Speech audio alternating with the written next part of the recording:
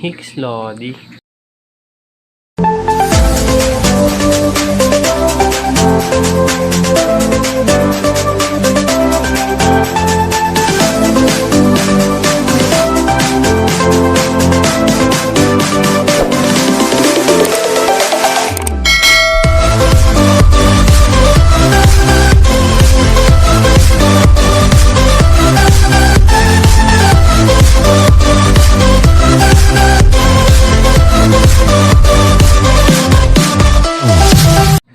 So ayan na nga guys, no? We are back for our new vlog. So today, ngayon maulan. So hindi tayo nakakalabas. Dahil hindi tayo nakakalabas, dito lang tayo sa loob. Alam nyo na yun, automatic. At dahil nandito tayo sa loob, kasamang bike natin ang nandito, magbabike check tayo. Yan, para makita na rin natin ng bike ko, mga piyesa. Yan. So nandito siya sa may tabi ko lang pagka matutulog kasi dito ako sa higaan ko. Yan. O, ayan. Dito siya. Diyan lang siya nakachill, nagpapahinga. Dahil sasapak na naman kami pag tumigil na naman ang ulan. So ayan na guys, simulan na natin.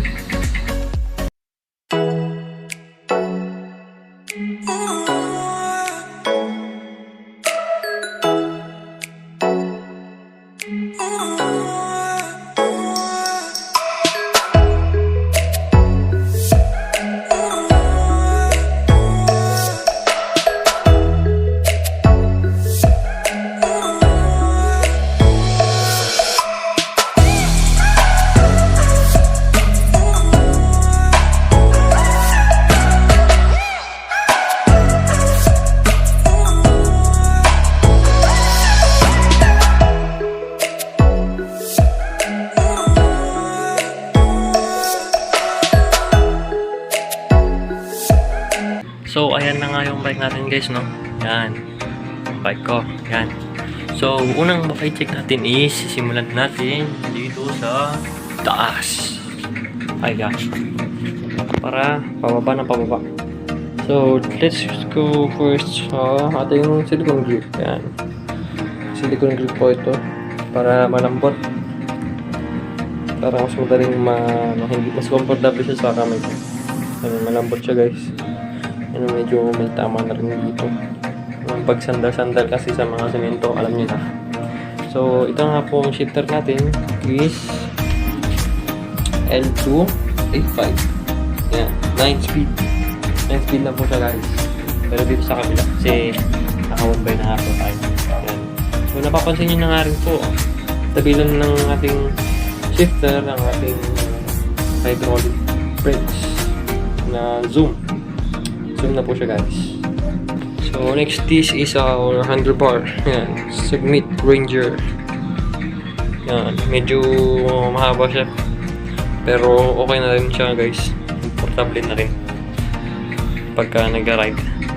After that, dito tayo sa ating Segmit Legend na stem. Napapansin nyo guys, may open siya dito, no? Pero okay naman siya. Segmit. Yan. Napapansin nyo rin guys, no? Yung ating headset. Segmit rin po siya guys. Yan. In-upgrade ko na ng Segmit na headset. Itong handlebar, stem, and headset na rin Segmit pa. So, dito naman po tayo sa ating saddle. Kawawa na yung saddle natin, no guys. May tama siya dito. Yan, puro bitak-bitak na. Kawawa naman. Kailangan ng palitan. Pero naghahanap na rin po ako ng mga saddle sa mga iba't ibang shops para palitan na to. Baka next week mapalitan ko na to guys. Yan guys. So ito na nga po ang ating seat post. Yan. Ating seat post is alloy na. Alloy na size 30.4. 6061 alloy siya guys. Yan. So kung papansin nyo guys ang ating frame. Yan. Medyo kalakihan, pero 27.5 po yan. 27.5 ang size ng ating frame. Ganda na rin po ang ating gulong. So napapansin nyo, ang ating gulong is Maxis Ardent. Yan. 27.5 by 2.25. Yan, Maxis siya guys. Kabilaan. Malaki ng mga spikes niya.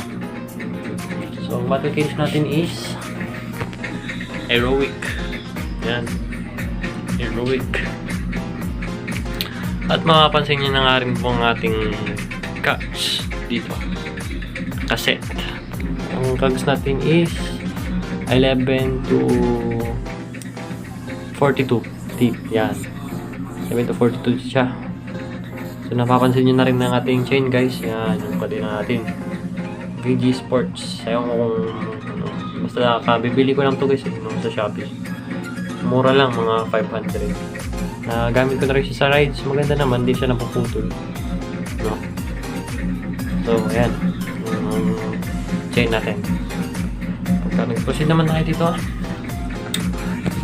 nakikita natin ang ating race work ni crankset. Ayan. Race work na crank is 38 teeth guys. Ayan, 38 teeth. Kita niyo 38 teeth guys. Ayan. Yung malapo.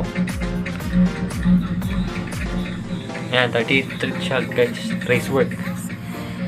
So, napapansin nyo naman po ang ating pedal, na flat pedal na hindi pa tayo nakakapalit ng cleats kasi wala pang budget, pero bibili natin po tayo. Dito naman po ang ating RD, pinaka-importante din sa lahat, pinaka-importante part ng drivetrain. Yan, L2 A5, L2 rin siya guys, maganda. Dating ano na rin po kasi ng bike ko to dating drivetrain niya na, dating RD niya na, pati yung FD ko guys, pero tinanggal ko na kasi na 1x na ako. Ito na lang po ang ating ano, 9 speed po ang ating drivetrain. So ayun na nga guys, dito nyo, napapansin nyo na rin po guys dito ang ating rim. Yan, rim na 32 ang butas kasi 36. Ayun, so napapansin nyo na guys ang ating rim, no? Ayan, pansin nyo ang ating rim, alloy na po siya. 36 holes po yan, 36 holes na may lagpas-lagpas. Ano niya, ayan o, yan, lagpas-lagpas kasi yung spokes natin is 32.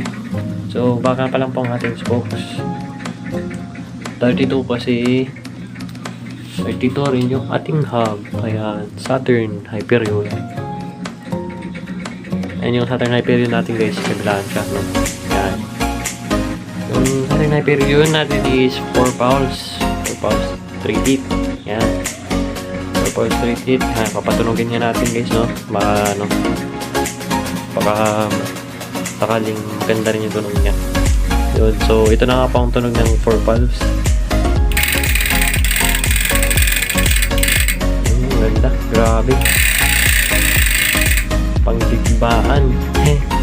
Pangdigmaan kasi habulin ka ng aso guys, no? Yan. So ano nga po yung hub natin, Saturn Hyperion 4 pulse 3 teeth. Tsaka yun nga po guys, napansin nyo naman ng ating chainstay natin dito, no? Ayan, SRAM. SRAM. Para sakaling may lubak man, tapos nandito tayo sa pinakamaliit na cogs. Hindi ko makita. Ayan, pinakamaliit. 9 teeth. Ayan, yung 9 teeth natin. 9 teeth. 11 teeth. So, ayan ang 11 teeth natin. Ayan. Hindi siya tatama dito sa frame natin. Kasi once na tinamahan to, gagaslit na siya.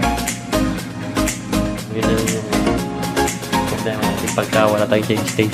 Yun yung papalad yun yung ating pulley. Ayan, papansin nyo guys, silver rin na po yan, kulay blue. Nalitan ko siya guys. Yung ano naman po, yung fork is stock pa lang. So papalitin rin yan pagka may budget na. So ayan na po guys, no? Kung nag-enjoy man kayo sa ating vlog, type na yan. Huwag nyo na rin kalimutan to share and subscribe to my channel. pindutin ang notification bell. Ride safe, stay safe, peace out.